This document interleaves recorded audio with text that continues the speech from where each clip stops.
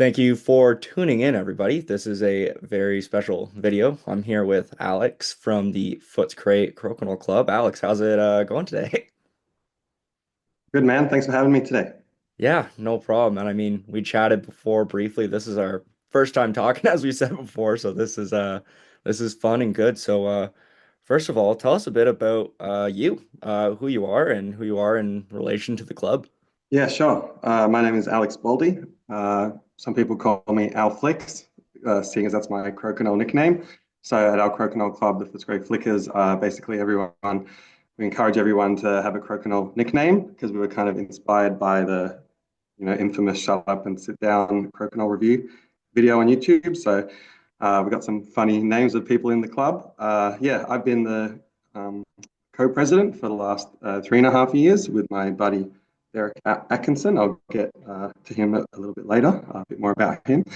Yeah, so 3.5 years as co-president of the club, and since my friend Derek has recently moved interstate about 6 months ago, I've become the solo president. So that's been interesting to navigate things a little bit more on my own, but I've also got a buddy called Dylan Hanane, also known as Disco Biscuits, crokinole name. He's stepped up as the vice president, and yeah, he's been doing amazing work, helping out with the bracket, organizing the tournament, so it's nice, smooth, and yeah, everything runs on time in a timely fashion. So yeah, that's a little bit about myself and the club. That's awesome. You said your nickname was Alflix. Is that what it was? Yeah, so I tried to incorporate my own name, Alex, and rhyme it with Al Flicks. So that was the kind of attempted pun there. No, that's awesome. And I really like how that's not just like a few club members. Like it sounds like more so like more and more people. It's highly encouraged. That's great. So I mean, beyond you and the other people who have been helping you out, the co-runner and then other people helping you with the brackets, tell me about the Footscray Crokinole Club specifically. I mean, when did it start? And yeah, where's it been ever since? Yeah, so basically, I can say that the club all started. It all comes down to one person, and that would be Derek Atkinson, crokinole nickname Duncan Des. And basically, yeah, he used to run a community cleanup group called the Footscray Rubbish Runners. Basically, this is a community group running similar events to like a Clean Up Australia Day where people get together, they clean up rubbish from the streets, clean up the trash. It's a very environmentally conscious group, and then they meet for a coffee afterwards. So I started attending these community cleanup events, and then met Des obviously, and we hit it off straight away. Our friendship blossomed. We ended up going out for drinks, probably a little too regularly, and the friendship blossomed from there until it all went weird and went sour because it was COVID Hmm. that hit Melbourne. We were the second longest city in lockdown worldwide, so with the longest amount of lockdown days. So that means Des was in his home and we weren't going out drinking, and he was probably watching a little bit too much YouTube. And one day when he's on YouTube, basically what happened was a suggested video popped up, and it was the "Shut Up and Sit Down" video. He gave it a watch. He was really engaged by it and went, okay, I need to get aboard. I need to learn how to play this game. It just was sold so well by the shut up and sit down video. So what he did was he asked his father if he could build a board, if he could make a homemade board, and his dad said yeah. So that was probably around June, July of 2020. And yeah, eventually in the state of Queensland, which was 2 states away, the board was built, got shipped to or delivered to Victoria, the state we're in now. And we played many games on the homemade board. So I think it's really cool that, we got to play on a piece of craftsmanship that Des's father had made. So yeah, and then eventually later on in 2020, we texted each other and said, hey, should we actually start a crokinole club? That was Des's question to me.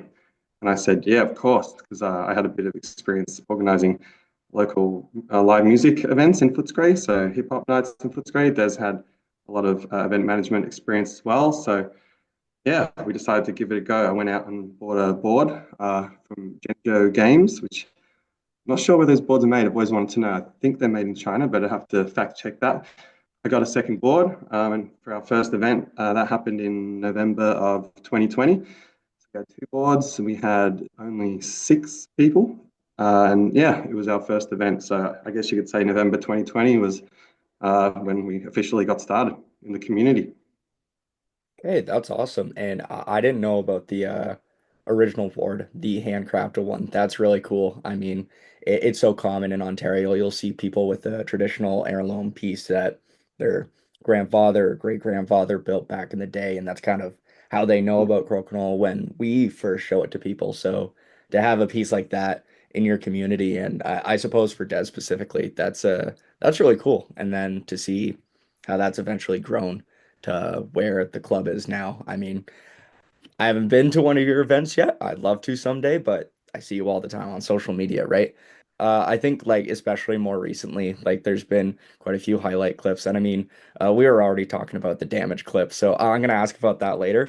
But yeah, no, some of those like shots, it's very clear there's high level crokinole play going on out there now, which is fantastic to see across the Yeah, world. and Um, over the years as well, we've kind of tweaked the night to make it run as efficiently as possible. So we've run the night at what I believe is a pretty tight pace, due to a lot of trial and error. And basically, the way our night's structured is we start off with a single elimination tournament, so only 1v1, regardless of the number of players. We don't always get that magical, beautiful number that we like of 32 that fits so perfectly into a bracket. But yeah, we have what we have, and then when people start getting knocked out of the singles, we want to make sure that they don't just go home downtrodden and feeling full on that they couldn't get a W. So basically, everyone that gets knocked out goes straight into a four-player format, where every man for himself, and basically, so they get to have at least two games, so they get a bit of value for making the trek all the way to the pizza shop where we run the night. There's also points as well, so everyone gets a point for attending, so called an attendance point. So that kind of entices people to keep coming back and attending our events. The winner of the 1v1 gets 3 bonus points. The second place winner of the 1v1 gets 2 bonus points. The third place finisher for the 1v1 gets 1 bonus point, and the winner of the four-player gets 1 bonus point. So that all gets accumulated on a leaderboard. And then by the time we get to December, we play what's called finals. So that's to see whose names are going to get etched in the trophy. So either the singles trophy or the multiplayer trophy. So we've had the singles trophy going for 4 years, 4 different names on it, and the multiplayer for 3 years with 3 different names. So it's cool that a different person has won every year.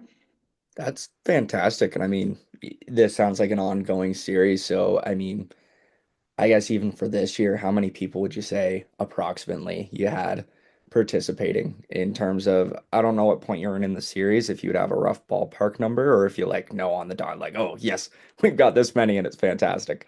Oh, you mean like per year? How many might we Yeah, get? like approximately, roughly. Yeah, roughly. I think our best year we got 130 unique flickers entering, throughout the calendar year. So yeah, we haven't beat 130 yet, but 130 I think is really good considering our club's roughly 4 years old.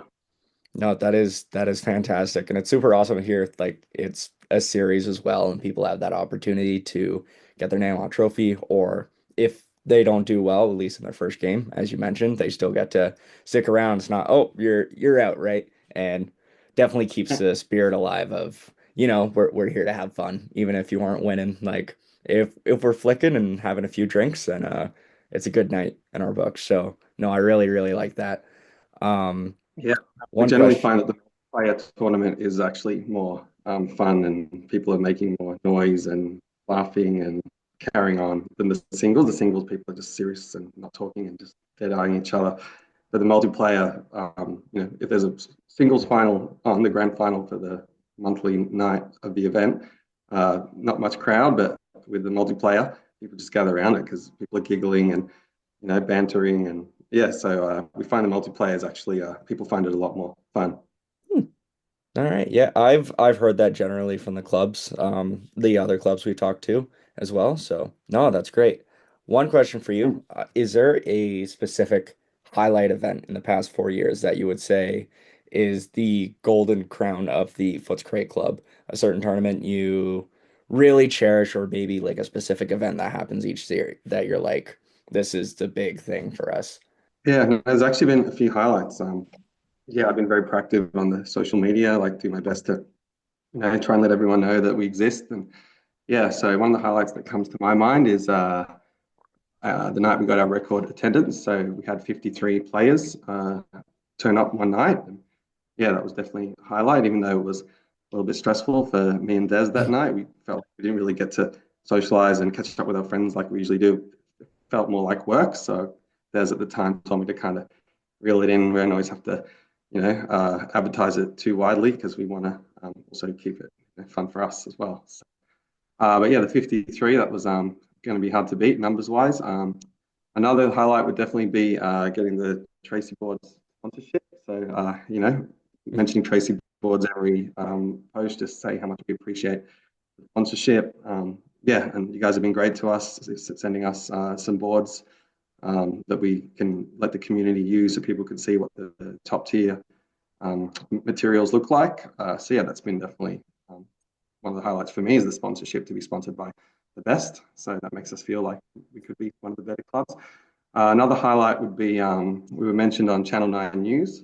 Basically, it wasn't the Crokinole story. We kind of snuck Crokinole into another story about another topic. So a friend of ours who comes to the club has ditched dating apps and basically he wants to go to social community groups instead. And basically he was saying that, yeah, like it's a bit of a waste of time to go to these to doom scroll on dating apps all night. So he prefers to go to community groups. And basically, what the newsreader said was he's going to community groups like the Footscray Rubbish Runners and the Footscray Crokinole Club. And all of a sudden, you see people playing crokinole, which is a little bit random in a story meant to be about people ditching dating sites. But yeah, it was amazing just to get that exposure on national. I think it was national television at the time.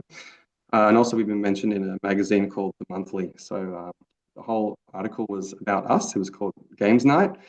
And basically, this publication is pretty fancy because you can only write an article for it if you have a PhD. So I thought, yeah, people with PhDs are writing about our interesting, quirky club. So it was solely about us, the story. So that was also an amazing highlight. But yeah, I also wanted to mention one of the coolest highlights, and that was were you aware that I met your dad in Canada at all? When did you meet my dad in Canada? No, I was not aware of this. Yeah, that I made the pilgrimage to Elmira. Was I there for that? No, I don't recall seeing you that day. Interesting. Yeah, Okay, no, I did not know this. yeah, I've been. I saw the old shop where you guys make the boards, and then uh, yeah, it's kind of a funny story to me because I just met Jeremy on the internet. Like just watching a whole bunch of Crokinole videos, loving the Puck Steep video, especially. That's definitely my favorite one where he's pretending to be the like hockey player reacting to the sports reporter asking how he went in his game. I thought that was hilarious. Yeah, and I think I first messaged him just about, hey, can I get Footscray flickers on the Crokinole database? And then he said, oh, you have to talk to Nathan Walsh. I think that's a Crokinole Centre thing. So I said, cool. Then didn't text him, I don't think, for a year. And then out of the blue, after not much back and forth, I said, hey, I'm coming to Canada for my girlfriend's friend's wedding. So I like to try to make this fun for me. So can I come over and see the shop and maybe have a game with you? Because I was like, yeah, I felt like he was a bit of a celebrity because I watched so many tips videos, tricks videos, hints, and different cool fun facts about Crokinole videos.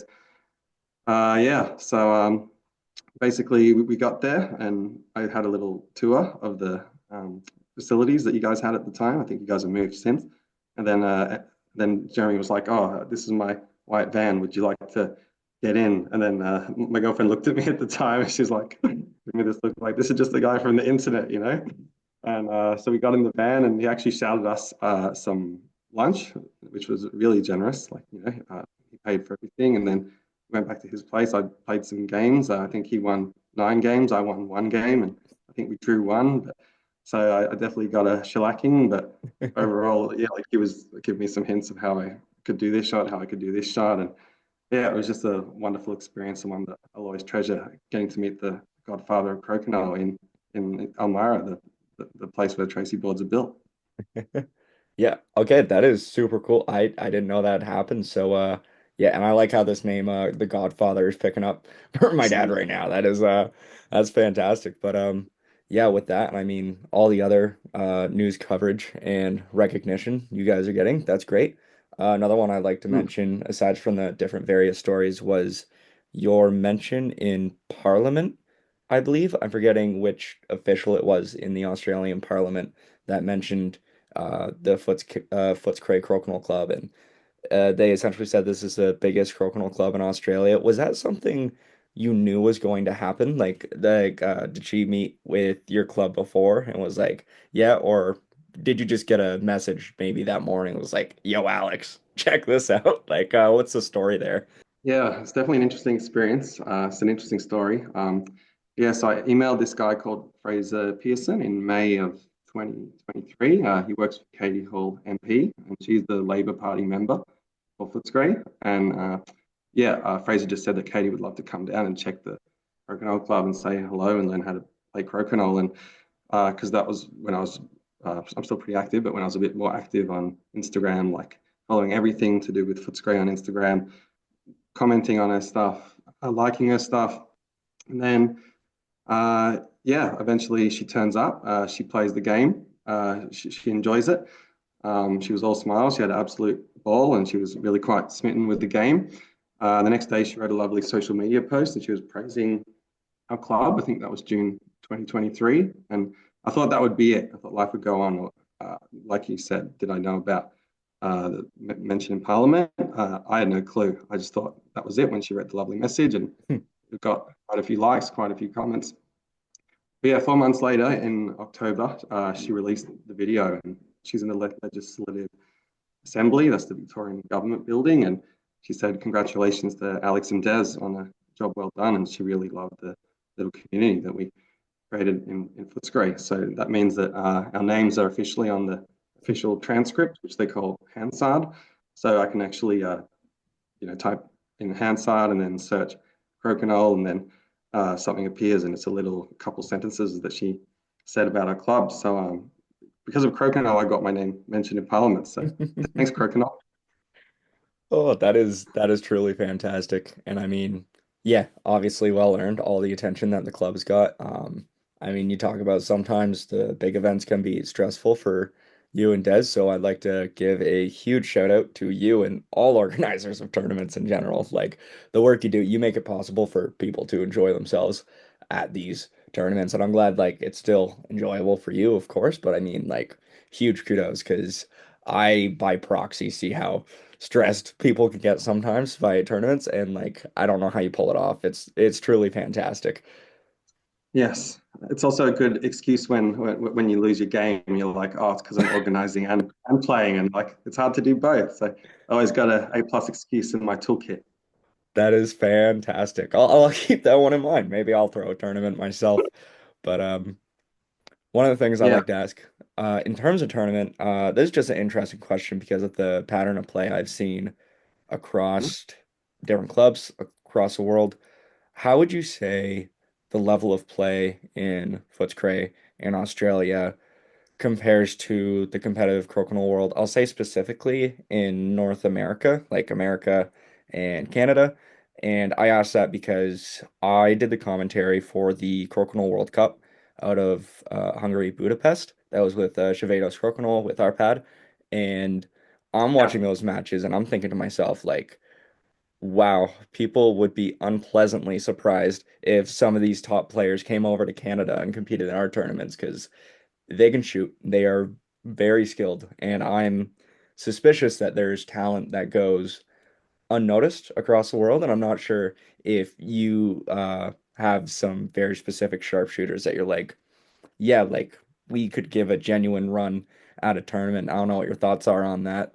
I definitely think there's a few guys from our club that have some great skills for sure.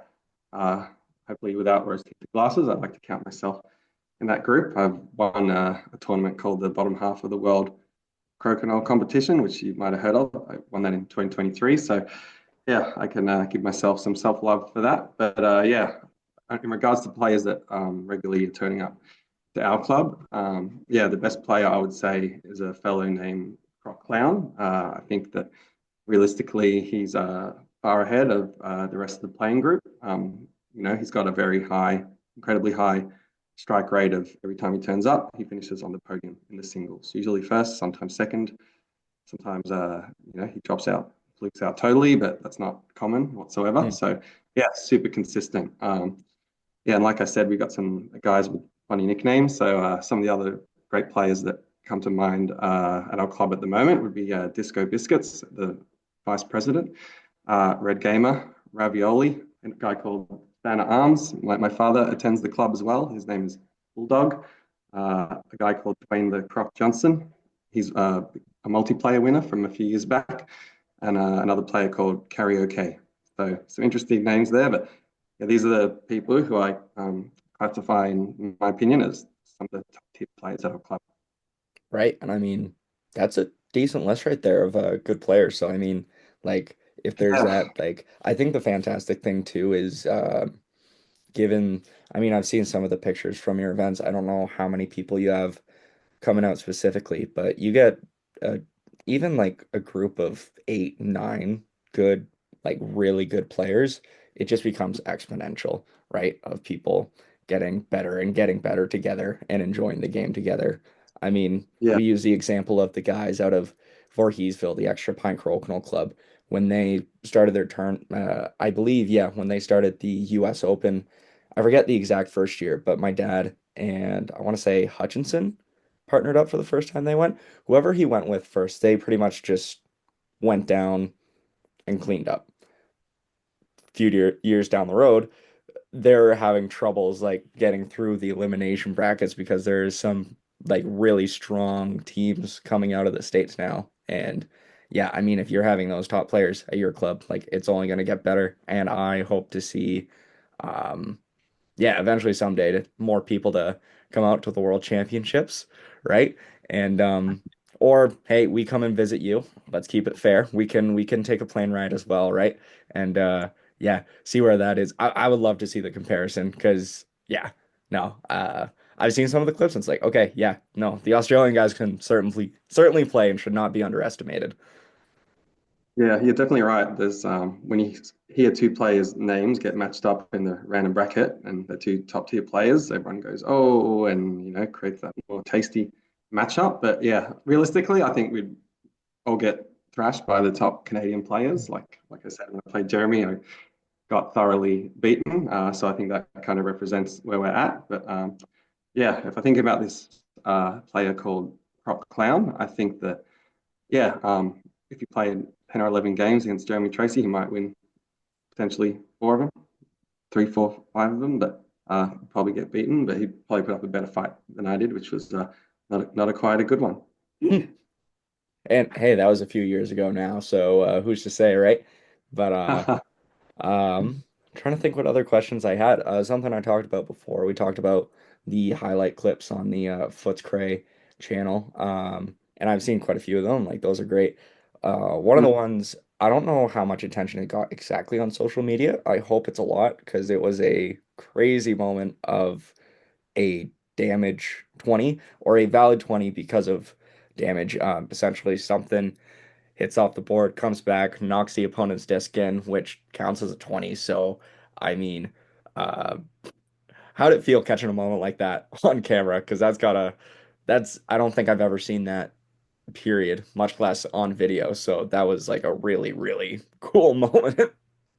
Yeah, definitely. And I didn't really understand that it happened because what I do is kind of like a jack of all trades on the night, master of none. I'm trying to do the hosting, making sure everyone's okay. I'm setting up the boards and packing up the boards and yeah, trying to be the film guy, making sure we can have some footage and gather that footage. And sometimes I just leave the GoPro on a random board and just walk away and capture some footage. And so yeah, it wasn't until I actually checked the footage that I saw that this truly amazing thing that we caught on camera. So yeah, I was going to include it in one of our highlight videos with a whole bunch of other clips, but then I'm like, you know what? This is one of the most goddamn crazy things that I've ever seen on a crokinole board. So I think this is worthy of its own video. So yeah, it was fun to slow it down a few times as well because it takes a lot of watches, or at least took me many watches to understand exactly what truly went on. So I'm not going to spoil the video to tell you some of the crazy happenings. But yeah, if you're listening to this video, go to the Footscray Flickers Facebook or Footscray Flickers Crokinole Club Instagram, and yeah, look for the backfire damage 20 because it's pretty unique. That actually transitions pretty well to one of the questions I wanted to ask as well. You're very Mm. active on socials, from what I see. Maybe it's just my generation really likes Instagram, so maybe that's why I notice it more. But like really see you posting all the time. And I don't know if you have any advice being a club runner, doing a lot of social media for people starting a club or who have an established club but not an established social media presence, what you'd recommend they do. And I'm asking for your opinion because I do a lot of social media, but I don't run a club. So I feel your Yeah, experience in this field is probably significantly better than anything I could give. So yeah, if you have any thoughts that you could share to inspire people in that field. yeah, no, I appreciate those comments as well. Yeah, what I'd firstly say is it's great to run a club with a friend or a group of friends. Don't do it on your own because then it gives you an opportunity to see those friends and then you can debrief about the night afterwards with the friends and just yeah helps make those friendship bonds so much better and strengthens your friendship. So yeah, don't do it on your own. Find one or two good mates and do it together, and you can hash ideas together and collaborate together, and it just makes life so much easier for you. Yeah, what I would say is create events regularly, to post about them regularly. That's only going to help your cause. Try to be consistent, like we do once a month. You could try once a fortnight, once a week if you want to be really brave. I would recommend once a month just to start off. Take a lot of photos at the events. I would recommend create a bank of photos that can be used for future reference. Just because it wasn't from the last event doesn't mean you can't post it. So try to be strategic and bank up your media. Yeah, try to get a lot of people around the board during the photo because that's going to make it look better and more enhanced. So people might want to try it out. Yeah, try to include lots of photos of people that the different people that come. So instead of always, you know, posting a photo of the same guy, try to get other people involved so they see themselves and might, make them feel more included and more likely to come to the next one. Take a lot of videos as well, not just photos, because I feel like the videos are more powerful than photos. Yeah, it'll probably make your page more engaging. People will get a better feel for what your club represents. Yeah, and I took a tip from the East Bay Crokinole Club. Do you know much about those guys? Oh, it's ringing a bell. My 5 a.m. brain is running a blank right now. They'd be out of California, correct? Yes. Yeah, Okay. correct. So they Yeah, relative I believe it was relatively recently they got on Instagram. So yes, I know what you're talking about. And they yeah, already have a lot of followers from what I've seen. I think I saw the yeah. number recent. Are they over 1,000 followers now? They're over 1,000. So this compelled me to message the guy. Sorry, his name I don't recall, but I gave him a text and said, "Hey, what's your secret?" And he said, "Yeah, if you want to get more followers quick," he said, "follow a bunch of pages that are connected to your local area. Go hard. They'll probably follow you back." And yeah, I tried that strategy. I didn't have a bunch of time on my hands, but I basically tried to follow 200 new people that were connected with 1 degree of separation to other local Footscray based pages. And all of a sudden, yeah, a bunch of them did follow back. So the strategy works. And we went from about 500 followers on Instagram to about 700. So if I had to put a lot more time into that strategy, and took a month off work and just went, gathering up the followers, we could potentially have over 1,000 too. Yeah. So Hey, it can work is what I'm saying. So yeah, try that strategy and let us know how it goes if you are running a Crokinole club. okay, awesome. Well, you heard it here. That's fantastic. I think I've heard similar things to that, but I think that's a really good point, especially if just like getting integrated in the community in general, it can Yeah, be hard sometimes. Like a lot of stuff can happen in person, but that, takes time over just like instant moments of meeting. Whereas on social media, if you're just able to connect, it just speeds up that process so much, which just seems like this on a grand scale.